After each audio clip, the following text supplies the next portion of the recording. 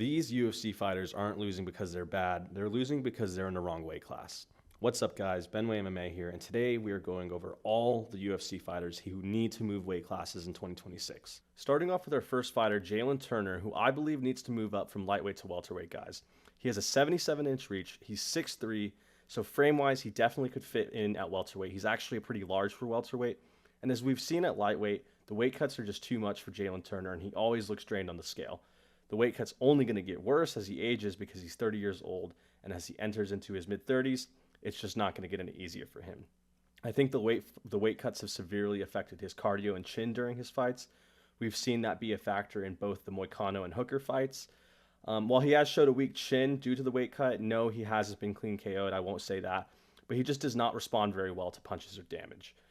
And as we've seen, Turner likes to be the hammer in those fights. And with those factors combined, a weak chin and bad cardio, it just makes him liable to get finished if he has to be the nail, which is going to happen basically every single time he makes it out of the first round.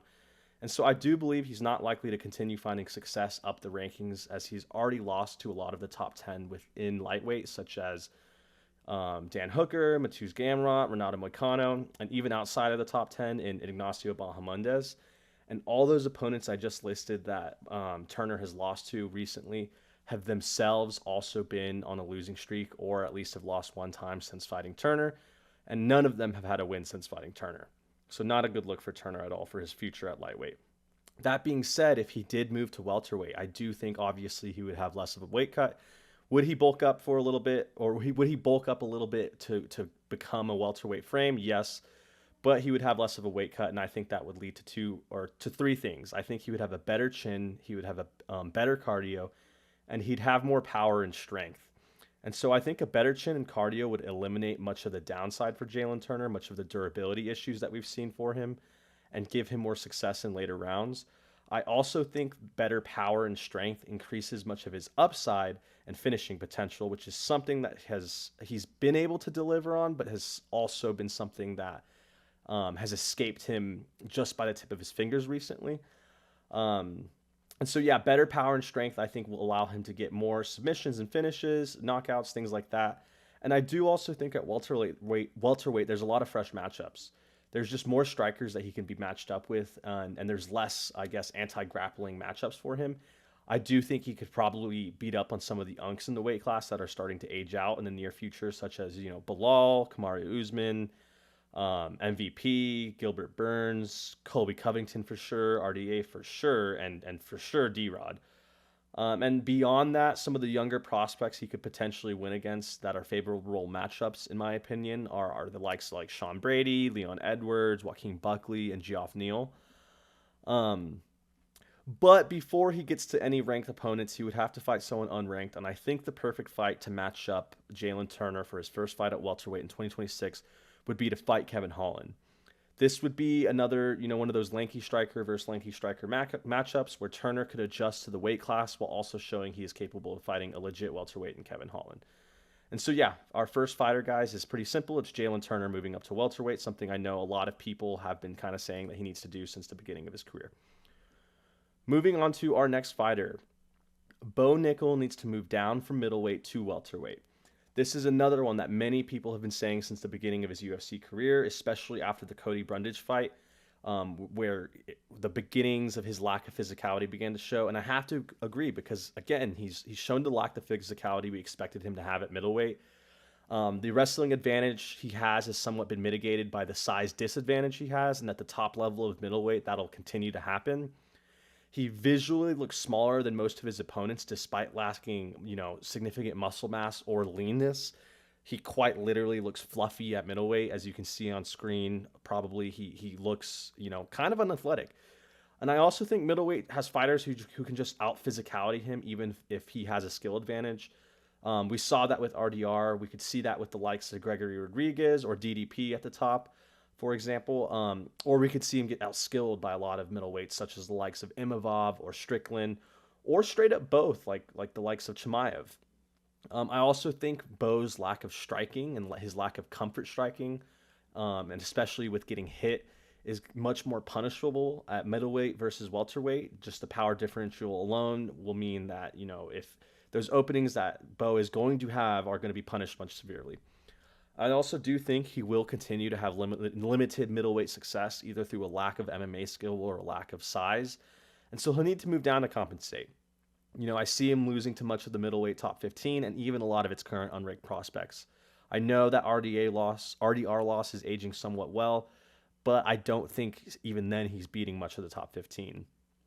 And I know some people will argue with me he last wrestled at 197 pounds in the NCAA wrestling, but that's because it has a 1 to 2 hour weigh-in before the actual matches, to my understanding. And so I do believe he could totally get leaned out to, around 190, 195 pounds walk-around weight and cut down to that 170-pound weight class. He's only 6'1". His reach is only 76 inches. And as you saw with Jalin Turner, he literally has a smaller frame than Jalin Turner. I know Turner has one of those narrow, kind of lanky bodies, but I do think overall, Bo Nickal can totally make welterweight. And if he does move to welterweight, Bo likely becomes a physically imposing welterweight instead of an average middleweight. Bo is likely one of the strongest wrestlers in the division now that he has the size to implement his game at welterweight. This means he gets easier mat returns, he gets more dominant top control, he has less resistance in scrambles, and overall his fight game just becomes more efficient. I do think there's also a less striking danger at welterweight. While welterweight power is still dangerous and the skill differential might be a little bit higher than middleweight, it's less punishing than 185, and it gives him more room to develop his striking in the cage comfortably without basically getting knocked out like he did with RDR. And so, overall, I believe it'll give him the ability to control more rounds more consistently.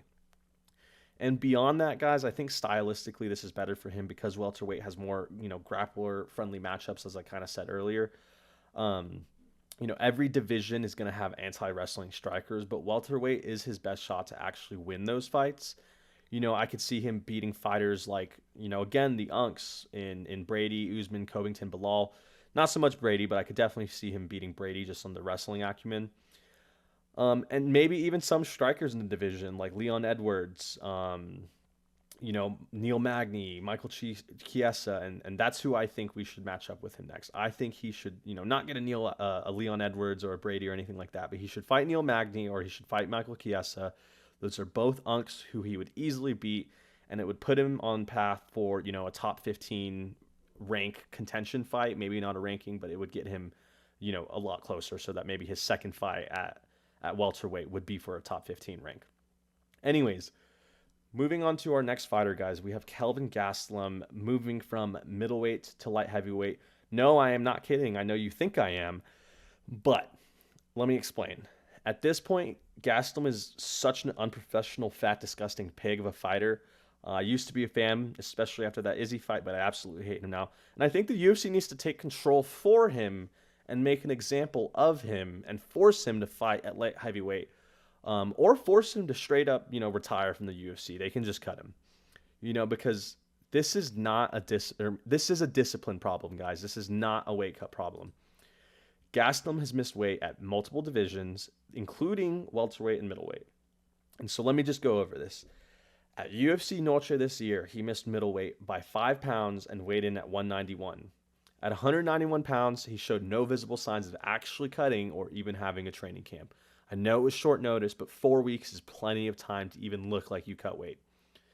This pattern is consistent across years and weight division. Gastelum first missed weight in the UFC as a welterweight in 2014 against Nico Musoki. 7 months later, he came in at 180 pounds, which is 9 pounds over the limit against Tyron Woodley. Then, in 2016, he missed weight again against Donald Cerrone, leading to that fight being canceled. So as we can see, Gastelum is unreliable, light heavyweight, pig slop, and he needs to be made an example of. Those examples rule out the excuses of a bad cut or a bad training camp. Or an injury. There's no excuses here. And beyond that, the UFC has tried patience. They've tried to work with Gastelum, and it just hasn't worked. Gastelum at this point has had multiple chances, multiple divisions, multiple warnings, multiple consequences ignored in the forms of fines and fights canceled. And so he now gets to retire or fight at light heavyweight, where no matter what, he will be undersized, weak, and at a complete disadvantage, much like his opponents when facing him when he misses weight. Beyond that, guys, I think it would honestly be pretty hilarious watching Kelvin Gastelum, who should be a welterweight, fight the likes of Alex Pereira or Yuri Prochazka and just get fucking evaporated. And again, no sympathy for the refrigerator. I think his first matchup at light heavyweight, we're matching him straight up with Steven Asplund, concrete, so he can get salt and peppered to death by someone who used to be 500 pounds. Enjoy fighting a real, true refrigerator, Kelvin Gastelum, a true weight bully. You absolutely son of a bitch. Goodbye, Gastelum. This needs to happen. Moving on to our next fighter, guys, Reinier De Ridder, RDR, moving from middleweight up to light heavyweight. I've been saying this for a while, that a really good wrestler could do well at light heavyweight. Historically, there have been many wrestlers in light heavyweight that have been very successful. Just think of John Jones and Daniel Cormier or Rashad Evans, even the likes of Couture, Tito, and Bader. But since then, it's been a ghost town. It's been an absolute desert for wrestlers. And I think RDR has the size to move up to light heavyweight. I mean, he's 6'4", he has a 78-inch reach. He actually won ONE FC's light heavyweight belt, which is actually at 225 pounds. So it's not like he hasn't competed at the higher weights. And I think 205 would actually be a perfect weight class for him, kind of in between 185 and 225. And at UFC 311, guys, RDR weighed more than Yuri Prochazka. RDR weighed 212 pounds in the cage, while Yuri weighed 208.2. So RDR rehydrates about 27.5 pounds after weigh-ins. And it's just not sustainable at middleweight if he's going to try and maintain the activity, which I think he needs to do if he wants to have a reasonable run. And this kind of leads me into my next points. Although he's had middleweight success, I think guys like Fluffy, Khamzat, DDP, and apparently Brendan Allen are just absolutely terrible matchups for RDR, especially if you're cutting a lot of weight and you tend to gas quickly because of that. You just aren't going to get through guys like that. And right now in the division, it's in a little bit of a weird spot. I don't want to say everything is, could be up for grabs, but with contenders and Imavov, Fluffy, Brendan Allen, and DDP even ahead of RDR, combined with Khamzat's basically recent inactivity, and I think, he is going to have spotty attendance. I think a middleweight title fight could be potentially years away for RDR, and so I don't think there's any reason for him to stay here and basically receive his retirement at middleweight. And I think at light heavyweight, he'd find much more success. I think the striker-heavy lineup at light heavyweight and the lack of wrestlers, as I've discussed, at light heavyweight would favor RDR's style. If you look at the light heavyweight rankings, there's basically no grapplers, and the fact that the best grappler is probably someone like, Walter Walker's not even a light heavyweight. So there's basically no grapplers at light heavyweight. And beyond that, again, light heavyweight is very thin. He could probably become a decent contender at light heavyweight while also being able to maintain that activity because those weight cuts won't be as severe. And with the recent talks of Poatan moving divisions, if RDR were to go in there and beat someone like, Jan Blachowicz, Guskov, or, anyone in the top 5, he could challenge someone like Yuri or Olborg or whoever is going to be the champion after Alex Pereira. And so, with the correct fights at light heavyweight, he could potentially fight for the title in 2026 if everything goes smooth for him and if Alex Pereira leaves the division. Whereas the path to a title shot at middleweight is extremely long, and he could see, a title shot within 2 wins at light heavyweight. I just don't think Chama, Alex Pereira, is going to stick around. As for his first fight at light heavyweight, I think we have to give him someone within the top 15, but just outside of it. And so let's just give him a jobber like Alonzo Menfield. I think he wins that pretty easily, but I think Alonzo Menfield is a pretty physical light heavyweight. He's a pretty big boy. So it'd be interesting to see if RDR can actually compete with true light heavyweights, because I do think Menfield is a true light heavyweight. And so, let's see how he performs against Menfield. I think he beats him. We get him ranked, and then we can start matching him up the division. Moving on to our next fighter, I believe we got Cory Sandhagen, who I think should move up from bantamweight to featherweight. Sandhagen is 5'11" with a 70-inch reach, which means at bantamweight he's an absolute scarecrow. But at featherweight, I think he could fill out. I think he could have a reasonable frame within the division. He'd still be pretty large and lanky, but I do think that added muscle would help him out a lot. Currently at bantamweight, he just lacks the power to punish the grapplers aside from, flashy techniques that don't truly land at this level. He also lacks the elite grappling skill to dethrone any of the true bantamweight contenders, and I don't think any amount of training or test tubes and beakers or Trevor Whitman is going to change that. And currently, he's older than Jan and Umar, who are the current champ and the next likely champ, in my opinion. So it's unlikely he's ever going to get a title. We saw how those fights went down. I don't think they're going to change. I think he might perform worse, actually, because they have more data on Cory. And, again, they're younger. And, continuing on age, I think age will also make the weight cut more difficult and start hurting his best attributes, which are speed and reaction time, which are very, very important in bantamweight in the lower weight classes. And so, yeah, I think the timing just makes sense to move up and prolong the prime that he has within his career. I also think he seems to have trouble with some of the volume and pace of bantamweight. He's kind of a docile fighter. He's more reactionary than anything. But his cardio holds up fine, and so he just manages to survive fights versus maintaining any reasonable offensive output like other elite bantamweights are able to do. So yeah, overall, I think he could maintain a title fight gatekeeper status, but he'll never have real title aspirations at bantamweight if he stays. But at featherweight, he would have that lighter man skill, especially with his style of that range striking, the volume, the kicks, and movement. I just think it translates better to 145 versus 135. I think he would be able to kind of drown guys versus getting drowned by the other bantamweights. I also think the grapplers at 145 seem much more manageable for Cory's, scramble style of grappling than 135, where those guys are able to keep up with the scrambling because they're so much more fluid. I could basically see him having success in the grappling at featherweight, kind of like Aljo, but he just has better striking.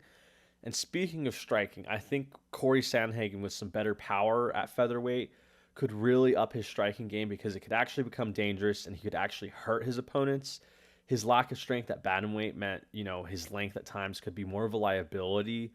Once put on his back or faced with a grinding grappling approach, he just did not have the physicality to escape the grappling. And at featherweight, he may have the physicality to actually employ his length during grappling and striking exchanges and finally land the offensive output required to win fights.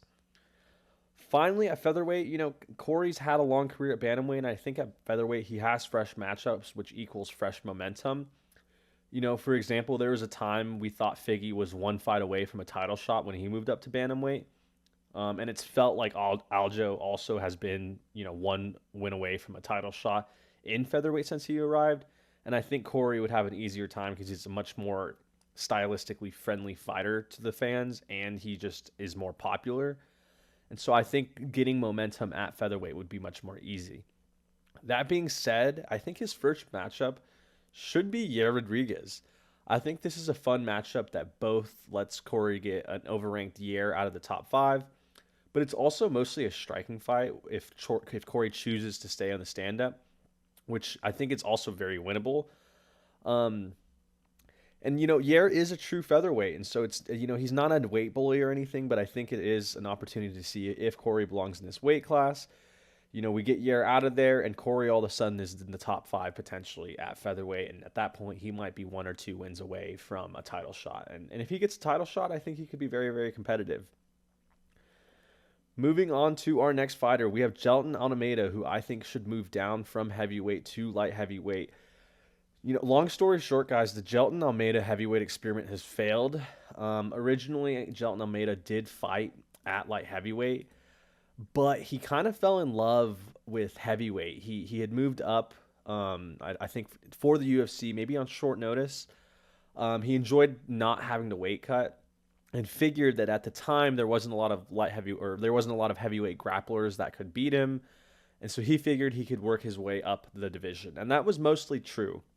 But recently, since he's had to face some upper level competition like Blades and Volkov, it's just been apparent that the size difference is too much. You can't just come to the heavyweight division, decide I'm not cutting as a light heavyweight, and then lighter man skill your way up to the very top of the division. He almost was able to do it, but I think it's very obvious at this point that he just does not have the size. And if you look at him physically, it doesn't seem like to me, it's very reasonable to expect him to put on the required size for him to compete with these true heavyweights.